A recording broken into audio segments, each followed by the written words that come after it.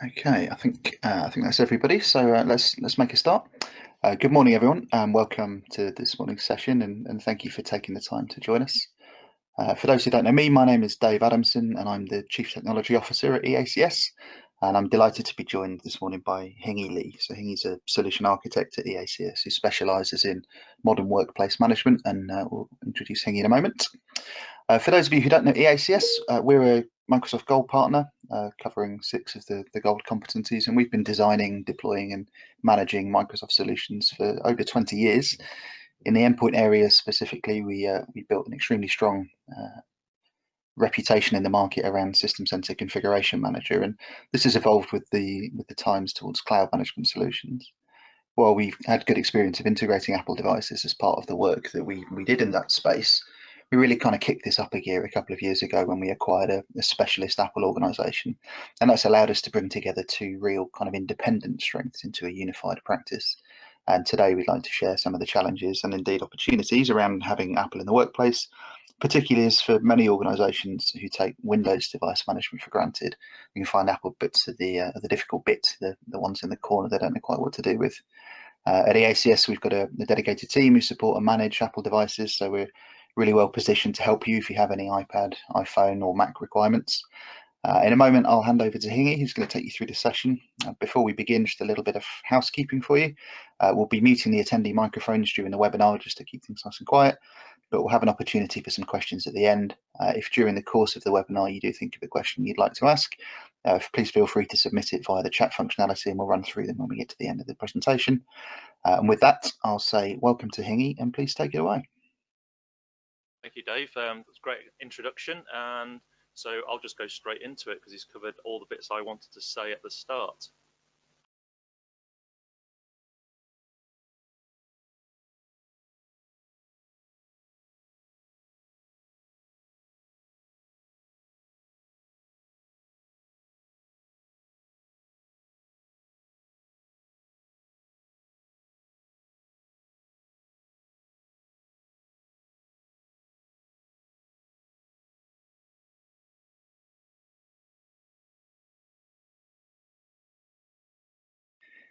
Hingy, I think you've got a microphone issue. I can't hear you. I don't know if anybody else can. Hi, can you all hear me now? There we go, much better. Yeah, sorry about that. So thank you, Dave. Dave's already gone through the introduction, so I'll just run through the agenda. So we're going to talk about why we have Apple devices in the workplace and the question of who owns them. Are they employee owned? Are they owned by the company? Then we'll start moving into how do we get them managed?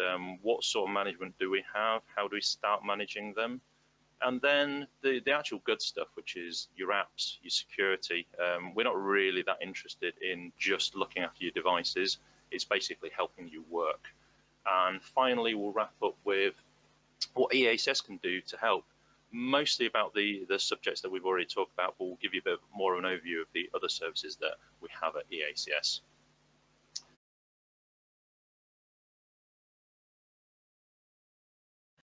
So Apple basically is growing at quite a rate. The figures that I've got on the screen here are from Apple CEO Tim Cook back in January this year.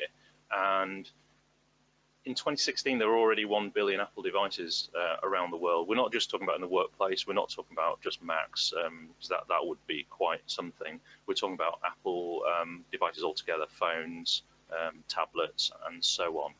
As you can see, the growth is continuing. It's slowed down somewhat, but it is still growing. And the more telling figures, though, because the bits at the top have got phones and lots of people have iPhones, but the more telling figures, the 7.62% market share that macOS has. So if you think about the fact that quite a lot of people have Android phones, iOS, people have Windows PCs, 7.62% is quite a significant number. And iOS, obviously much greater. These numbers, incidentally, they're from a company called StatCounter. They've sampled over 10 billion web page views from 2 million websites for a 45-day period. So basically it's people using the webs, the internet. So things that are not connected to the internet, obviously it's not pulling in, but generally they're more IoT sort of devices. So this is quite a good indication of what sort of operating systems people use out there. So we move into the workplace. Some stats from a survey. This was conducted by Jamf, who are leaders in Apple Mac management. Slightly biased though, because they've only asked people who have Macs within the workplace. But the interesting thing about these sorts of figures is that the people who were asked, they're pretty happy with having Macs. And this is something that we found when we speak to customers, we speak to the people who actually have Macs within our customer organizations. People who have them, they generally are advocates. They love their device, they work hard, they work fast with their device. But the more interesting aspect of this is that this causes Apple device growth within the company.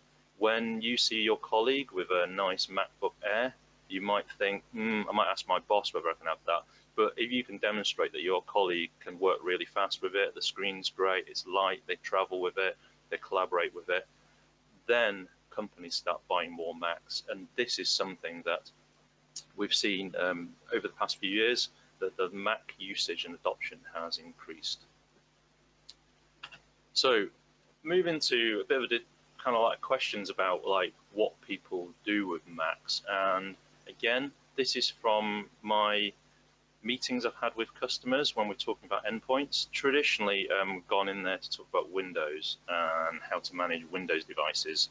But whilst doing so, normally people then say, by the way, we've got 4 MacBook Pros, or we've got an iMac or some other Mac devices.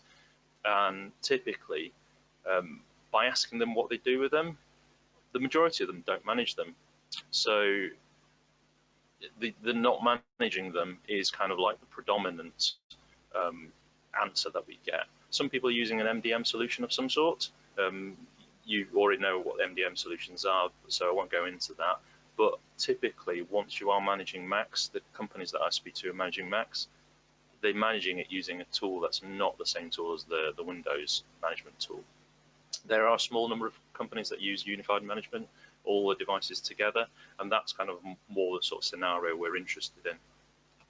So I'll shout out Jamf and Parallels, because Jamf and Parallels are 2 of the Mac specialists that we've worked with in the past. And Jamf used to be Casper, very, very top-end Mac management, can do pretty much everything you need. I'll go into that in a bit more detail.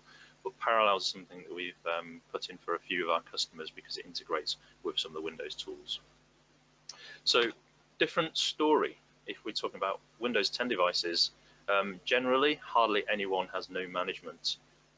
If someone's got no management, it's normally because they've got hardly any devices, or the end users look after themselves. Kind of the same sort of story as Mac, but generally you don't find any companies that are more than probably about 2 or 3 employees that have no management. Majority of people have Active Directory, and with Active Directory you've got group policy. Very, very mature technology now. People had it since Windows Server 2000 when Active Directory was introduced. So that's a very, very good level of management. Then there are companies with MDM and obviously unified management again. So the sorts of tools that we've put in for people, System Center Configuration Manager, this is enterprise grade Windows 10 management, and then the Avanti unified management tools that previously were Landesk but can look after everything. These sort of tools that we're talking about when we say unified management. So why do people not manage their Apple devices? The first one is the most interesting one, really. A lot of companies, when we speak to the IT department and we say, why are you not managing the Apple devices? The lady in marketing who has the MacBook Pro, who does all the graphics for them, is the expert in Mac at that company. And the people in IT don't know much about them. That's the more sort of typical answer we get when we ask why you're not managing Macs. The next one, we don't really like this one. People say they don't need to be managed. People have this thing about if you've got a Windows device, you have to manage it, otherwise the sky falls in, whereas Apple sorts itself out. it's not strictly true. We don't really like things not to be managed within the workplace unless they're not going to actually use our network and consume our data and our apps and so on. So hopefully that's not the sort of situation you're in. Possibly if you were thinking that, you might not actually be on this webinar. But so we'll move past that. Having an investment in a client management tool, but it is Windows only. And if you've got a significant investment, both in terms of training, the actual infrastructure footprint it has, in commercial investment, that might be why you don't move into having an Apple tool or a unified tool. So that's quite prevalent in a lot of companies. And then the final one, this kind of like ties in with the first one really. If you've got a really, really tiny Apple estate, you might just manually go around and help the person who has a MacBook Pro, a MacBook Air, or so on. So that's basically what goes on. Notice that I've not really been saying iOS or padOS because generally people have been having MDM solutions for a bit longer, but we will talk about managing iPhones as well. So move on to the story with Microsoft. Microsoft traditionally have been competing with Apple, but more and more the big players in the IT space are working together, so much so that Microsoft have been rewriting their apps, and they've been writing them instead of just porting them from the Windows version. They've been writing them specifically for Mac. And anyone who's used Outlook or other Office tools on a Mac will know that they look particularly beautiful on a Mac. And Microsoft have made sure that the interface, the way that you use it, it doesn't look like it was kind of an afterthought. It was designed from the ground up. So with that, I'll move straight into the main topic of the webinar, which is Microsoft Intune. This is the tool that we are going to be talking about when we say how can Microsoft help you with your journey into managing Apple devices. So Intune, it's a cloud-based solution and it's an MDM and mobile application management tool. The reason I've called out MDM and MAM is because I don't really like to just talk about mobile device management. If you're just managing the devices, but you're not actually protecting people's data and the apps that they use and so on, it's kind of like half a job really. If all you're doing is setting a pin on the overall device, then that's kind of like just a small amount of management. So we like to talk about mobile application management as well. And because Intune is part of Azure, you manage it using the Azure portal. So I'm going to show you a bit of a funny looking diagram. There's a lot going on here, but pretty much it's to show you that Intune, part of Azure, and not only is it part of Azure, Azure Active Directory is very key in providing the identity part of Intune. So all your apps, all your actual permissions, and even how you manage it are all underpinned by these two technologies. On the right-hand side, you'll notice some logos, Apple, Google, and also SaaS apps. So things such as Salesforce and other like CRM and HR tools, they're integrated with Intune so you can manage them natively. So what sort of management scenario do you have within an organization? So we've got there company managed, employee managed, and third-party managed. But what we mean by that, company managed is typically company owned. The company purchased the device and is going to manage them. Employee managed, the person's bought their own iPhone, bring it to the company.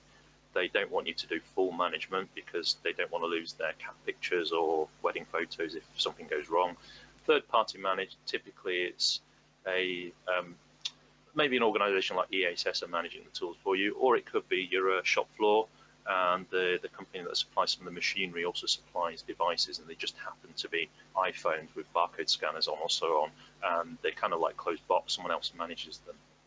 And Intune can look after all these scenarios in a variety of ways. So the sort of options you have when you want to manage an Apple device are an iOS non-managed is what we would say BYOD, drawn like a little dotted line around the three apps there, which are OneDrive, Excel, and PowerPoint, because we're managing the apps. The device itself, people can still go onto Facebook, they can still go into WhatsApp and do the other things because they own it themselves. But the moment you want to use corporate apps, corporate data, you're under our protection. So the next scenario is fully managed. We control everything. We can lock down the devices. We can do all the different bits that we need to on it. And then if it's a Mac, this case is a MacBook Pro, we want to talk about conventional management where we're managing the whole device, and we can wipe the device, we can encrypt it, we can put apps on it, and so on. So I'll move on to having Mac devices and what we might do with them. So Intune, I've already mentioned what Intune is, and it can do a whole lot with Macs. A few years ago, we had this conversation. There wasn't that much we can do with it, but as Mac OS X has matured, the MDM capabilities have matured, and how Intune can interact with that has matured somewhat. If you need to do more, typically things like re-imaging, then you also need Jamf. So Jamf Pro can do even more than Intune does. Doesn't just use the MDM management capabilities, but there's a load of automation and scripting which hooks directly into OS X. And we talk about integrating the two of them, which I'll go into in a slide a little bit further on. So I'm going to bombard you with a load of text about a load of stuff. I imagine people who know more about Macs than I do will know more about what these things are, but pretty much anything that the MDM APIs allow an MDM tool to manage, Intune can manage. So there's a lot of good stuff here. And Microsoft are working on this all the time. Because Intune is a cloud-based tool, then you've got the ability for the tool to be updated often. You're not talking about waiting 2 years for a project to update the server that you've got the tool on. Microsoft are updating it all the time. So much so that these are just a handful of things that have come from Microsoft this year. I'll put the URL there where this came from. And some of these are new features, some of these are improvements on features that are previously there. But every time Intune has a new release, there normally are more iOS and Mac OS features on there. So the Jamf situation that I was talking about, this typically depends on what you've got at the moment, what you need to do, and what you want out of it. So at the moment, you've either got no management, or you're looking after it in a very simple way, or you've got complicated things that you're doing with it. And then the business needs that drive this, and technical needs. So the main thing to take away from this really is the fact that the simple management part of it, you can do a lot of stuff. Put apps on, check that the devices are compliant, put Wi-Fi profiles, VPN. There's a lot of stuff you can do on there. The bottom line, the complex management, is much more in depth. Lots of scripting, and the thing that's not really there, but it's re-imaging.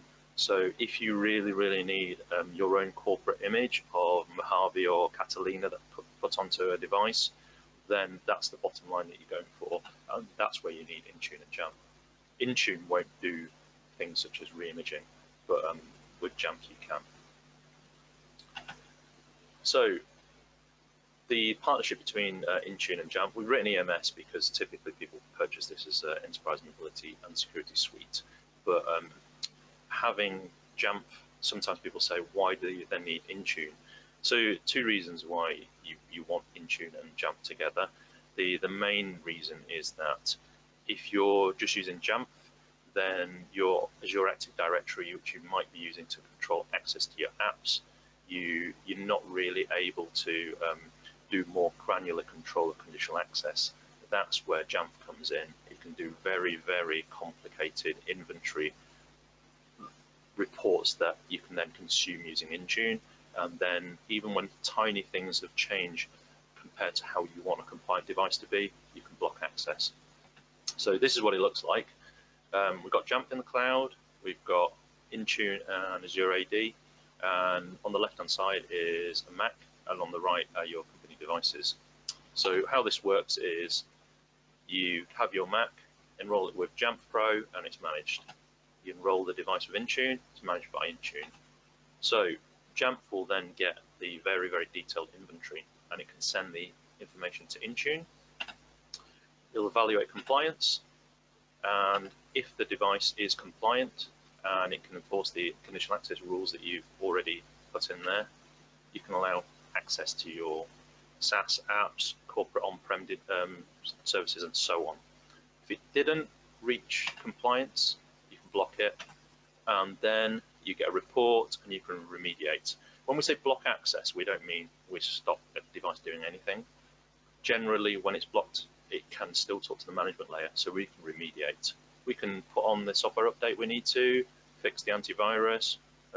If the device, for some reason, someone turned off file vault, wasn't encrypted anymore, we can encrypt it or reapply PIN, whatever we need to do. But the most important thing is we get that device compliant and we allow access to the user's services again. So this is sort of screenshot that should be familiar to anyone who's used Azure. This is the Azure portal. So just want to show you that managing a Mac using Intune is pretty much the same as using the Azure portal, because that's where the functionality is. Load of sliders, flexions, the blades that come out, and some of the features that you can do inside Intune are there. So I want to quickly talk about deploying apps, because generally that's one of the first things that people want to do once they've set things like password policy and put Wi-Fi on and so on. They want to deploy apps. So the first thing is, same as with Windows 10 and with Android devices and iOS, you can deploy Office 365 natively from Intune. You don't have to find Office 365 and put it in there. You don't have to use PowerShell. You don't have to go and buy it separately or anything like that. You can deploy it directly from there. Licensing you obviously have to do, but you basically just pick Office 365, deploy it, and it can be on your Mac. So this is what it looks like inside the company portal app, and it's there ready to be installed. Other apps, so a Mac line of business app typically comes as either a DMG, which you unpack and mount, and then you've got a PKG file in, or you just download a PKG file. This can be imported into Intune as well, but you actually use the Intune app wrapping tool. It turns into an Intune Mac file. You import it directly into there, and you're ready to deploy. Chosen Teams because it was easy for me to get hold of to get the screenshots. So there, Teams is ready to install. But typically this means that any application that you can get for a Mac that you obviously legally allowed to have, you can deploy it using Intune. So move on to iOS for a short period, where I'm just going to talk about the options. So I've shown this slide before, and it's pretty much BYOD or fully managed. And again, lots and lots of capabilities.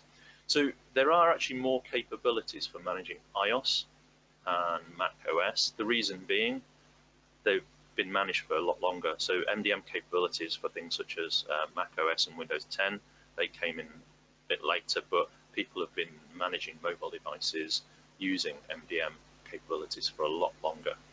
So this list, some things look similar to the OS X management list, and feature parity will come at some point as everything's aligned. Again, with new features, some of the things are the same sort of things, and there's a very, very strong reason for that. Basically, Apple and also Microsoft want you to be managing devices in the same way, and I'll show you more about that in a demo towards the end of the presentation. So how can you enroll devices? So we talked about how to manage them, but you need to get them managed in the first place. So the Apple Device Enrollment Program, that's typically how you would enroll devices if you did it right from the outset when you purchase the devices, or if your school used School Manager. Device Enrollment Manager is a user account you can use if you want to bulk enroll devices. So that's typically someone who works at your company who's going to basically be enrolling lots of devices. And user enrollments, which I'll show you, that's where the end user enrolls. So there are a number of tools that people use to enroll and manage Macs and iOS devices, and these actually we use them with Intune. So device enrollment program. Incidentally, Apple are kind of like rebranding this as Apple Business Manager, but it's still called Apple Device Enrollment Program in a lot of places, and especially inside Intune.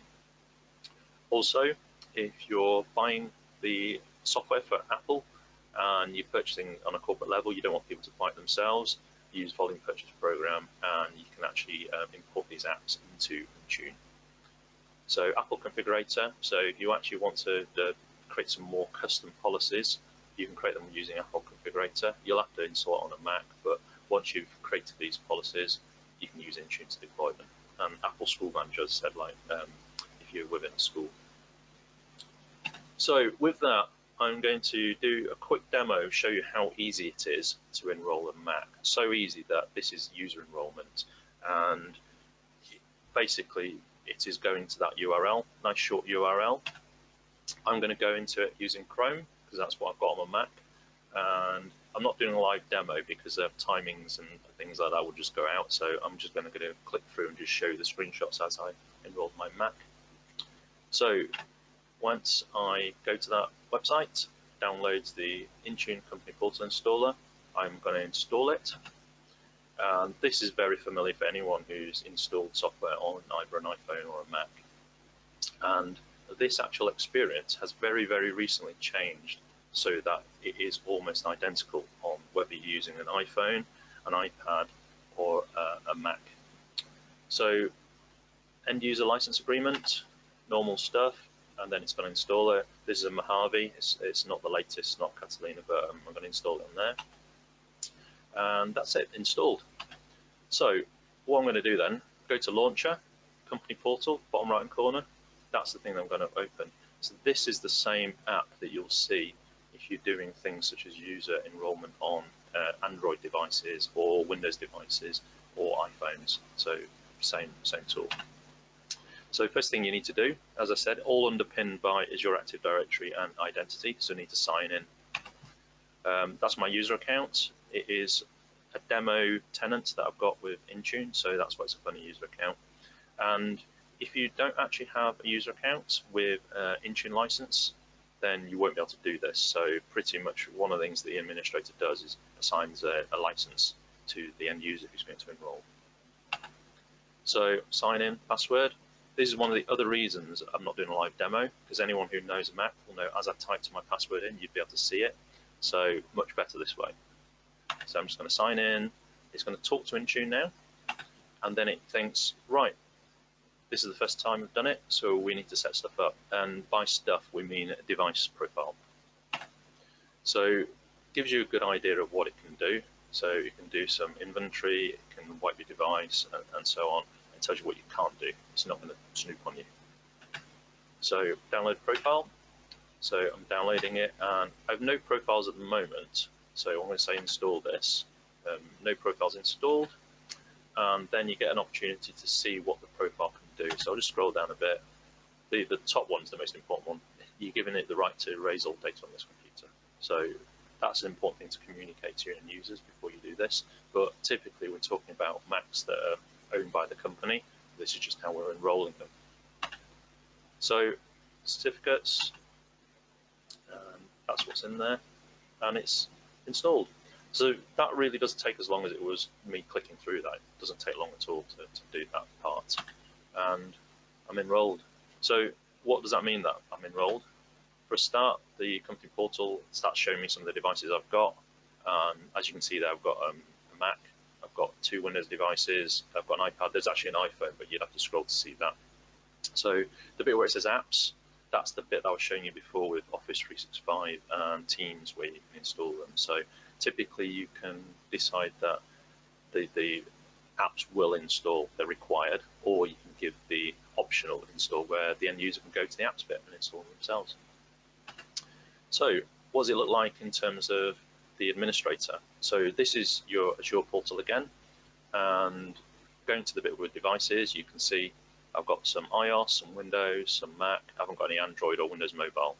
Probably no one will have some Windows Mobile soon, as Microsoft finally kicked that off there. But yeah, I think the nail's being hammered in at the moment. So again, dashboard, Azure portal, easy to use.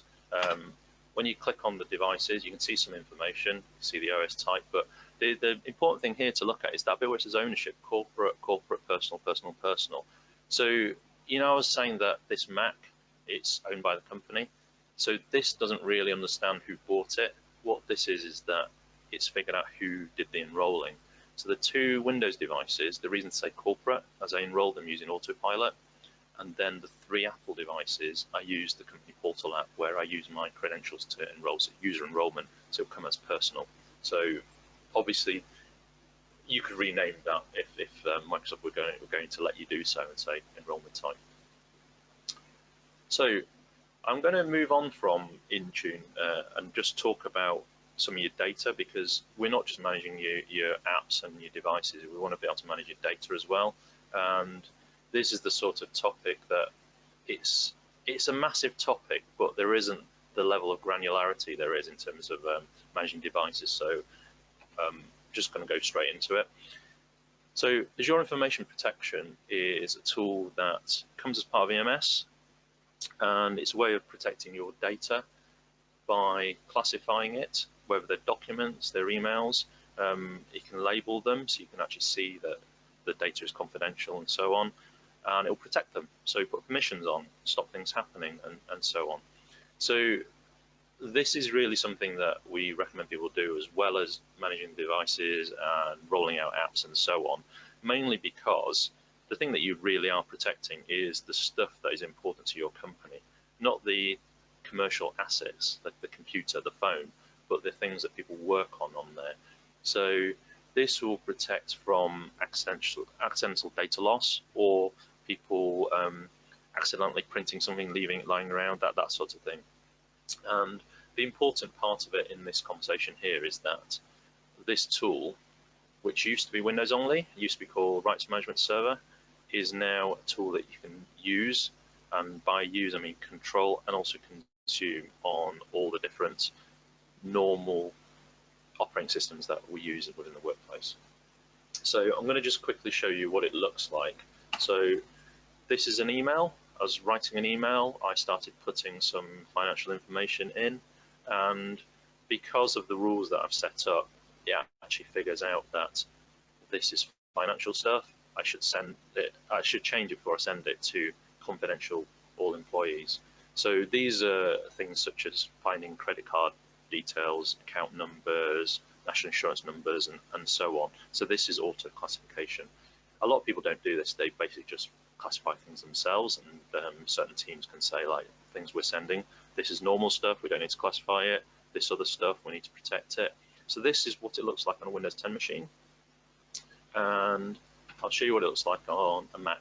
So same Mac that I had before, I'm sending an email to Dave, and we've created a team called SMT, and it's a group in Azure Active Directory, and only members of this group called SMT can open this.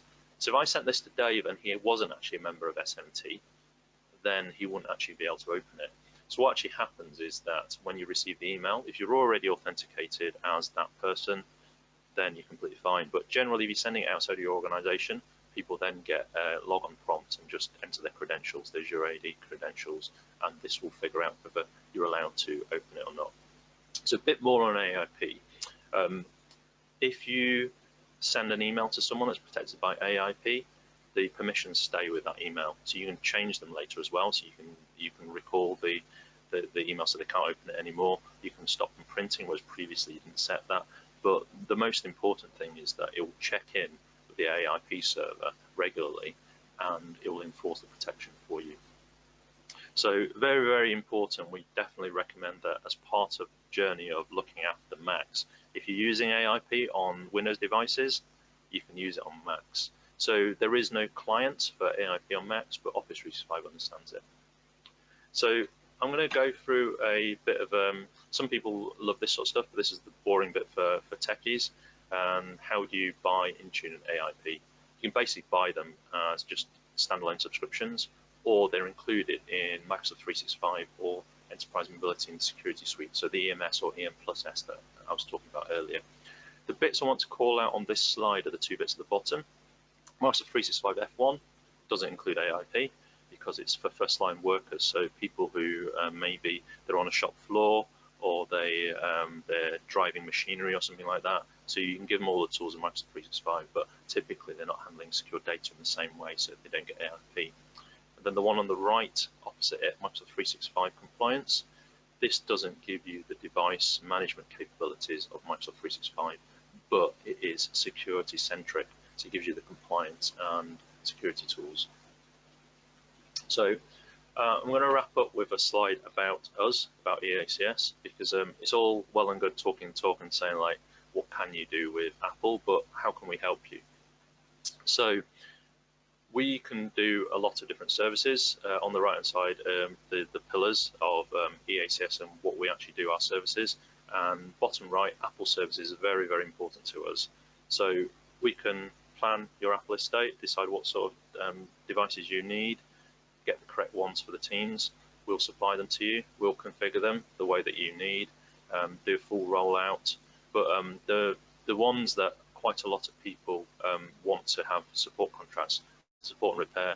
So user support, desk side support, and actual repair beyond the standard warranty using genuine parts. So anything that we can do with Windows devices and other devices, we can do with Apple as well. And all the technologies that I've talked about so far within the presentation, we can help you with those as well. So that's it for my presentation, but I just want to open it out to any questions anyone's got. Thank you, Hingy. So we've had a couple of questions submitted through the chat, which I'll just run through, and then we'll open up the mics and just see if anybody else has any further questions. So there was one question relating to the imaging process around Macs. I know you touched on this in the deck, but perhaps you'd just be able to summarise what you can and can't do around imaging. So yeah, thanks for that. The imaging capabilities is basically Intune won't image. So this is actually true for Windows devices and for Apple devices. If you're the sort of company that needs to have the traditional gold image, and you configure it the way that you need to for complex reasons, and you take an image of a device, Intune won't be able to do that for you. So that's where Jamf Pro comes in. Jamf Pro can take images, deploy them, but it also can do zero-touch deployment of images. So the sort of things that people have used System Center Configuration Manager or MDT or Ghost or Acronis for in the past, Jamf can do in the Mac world. Great, thank you. So one other one. Have any of the capabilities changed since Microsoft announced Endpoint Manager? So that's a really good question. Thank you, whoever asked that. So Microsoft announced that Endpoint Manager was the name that was going to encompass Intune and also System Center Configuration Manager, so much so that it will be called Endpoint Manager Configuration Manager. I think that's right. But typically, when Microsoft announced these things, people are a bit frightened. They're like, did the things change? Do I have to migrate? And the answer is no. It is still exactly the same tool, and the capabilities will only get stronger as you start being able to manage it from the same console. So the main takeaway from Microsoft announcements with that is that we'll get back to a true web console where we'll be able to see all our devices in the same console. It will just have a different name. Thank you. I'll open up the mics just for a second and see if we've got any questions from the floor before we wrap up.